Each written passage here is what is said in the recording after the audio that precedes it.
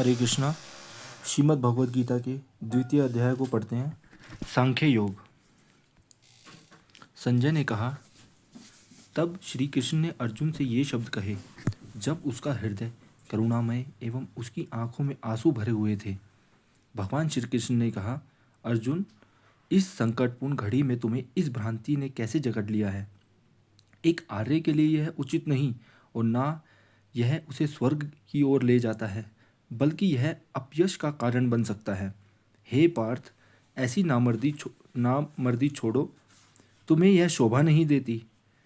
हे परंतप, शत्रु को दंड देने वाले, उठो और इस प्रकार के दुर्बल हृदय के वश मत आओ। अर्जुन ने उत्तर में कहा, हे मधुसूदन, युद्ध में भीष्म और द्रोण जैसे बुजुर्गों पर मैं अपने बाणों की वर्षा कर सकता हूँ जब वे मेरे सम्मान के पात्र हैं।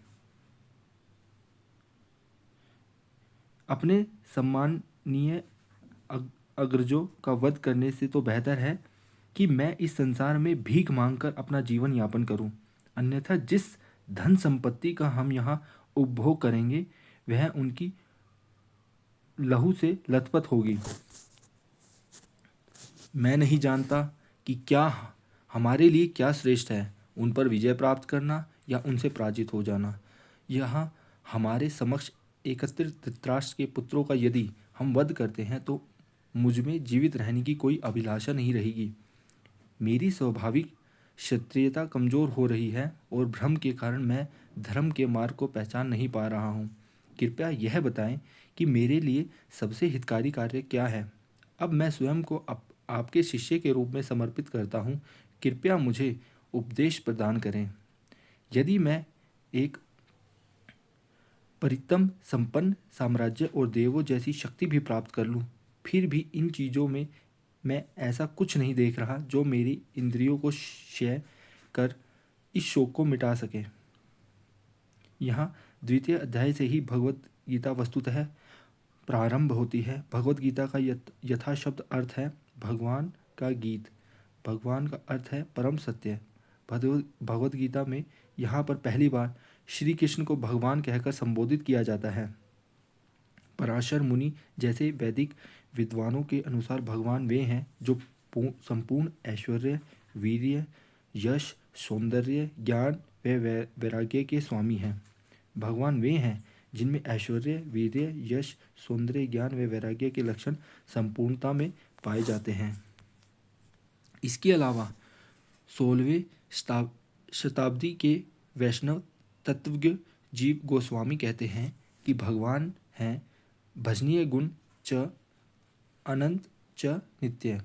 वे जो सर्व पूजनीय गुणों के स्वामी हैं और जिनका सर्वाकर्षणी स्वभाव ऐसा है कि वे हैं हमारा स्नेह व सद्भाव अपनी ओर आकर्षित करते हैं। आधुनिक समाज में भगवान के अस्तित्व में ना होने के विषय पर बहुत चर्चा होती है। भगवान का अस्तित्व निश्चित करने से पहले यह परिभाषित करना आवश्यक है कि भगवान शब्द का अर्थ क्या है। तदनुसार प्राचीन भारत के सत्यान्वेषी ऋषियों ने यह निष्कर्ष निकाला है कि यदि भगवान वास्तव में हैं तो वे समस्त संसार के स्वामी व अधिकारी होंगे, सर्वशक्तिमान होंगे, सबसे प्रसिद्ध होंगे, सबसे सुंदर होंगे, सर्वज्ञ होंगे और साथ साथ वे अनासक्त या त्यागी भी होंगे। सूक्ष्म विलक्षण के पश्चात उन सत्यान्वेषी ऋषियों ने निश्चित किया है कि केवल श्री कृष्ण ही वस्तुता के परम स्रोत या परम सत्य हो सकते हैं और दरअसल वे हैं ही।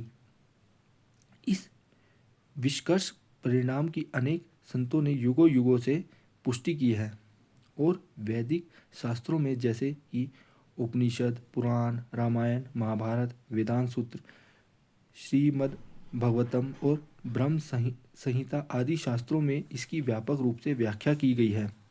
कृष्ण परमेश्वर है, उनका रूप सत, चित्त एवं आनंद से बना है। वे समस्त अस्तित्व के स्रोत हैं। वे गो और इंद्रियों के स्वामी हैं। उनका कोई अन्य स्रोत नहीं है और वे स्वयं ही सभी कारणों के मूल कारण हैं।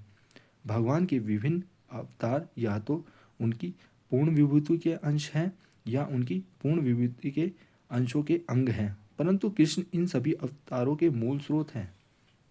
जब अमंगलकारी शक्तियाँ भगवान के भक्तों को व्याकुल करती हैं, तब वे उनकी रक्षा हेतु प्रत्येक युग में प्रकट होते हैं। हरे कृष्णा।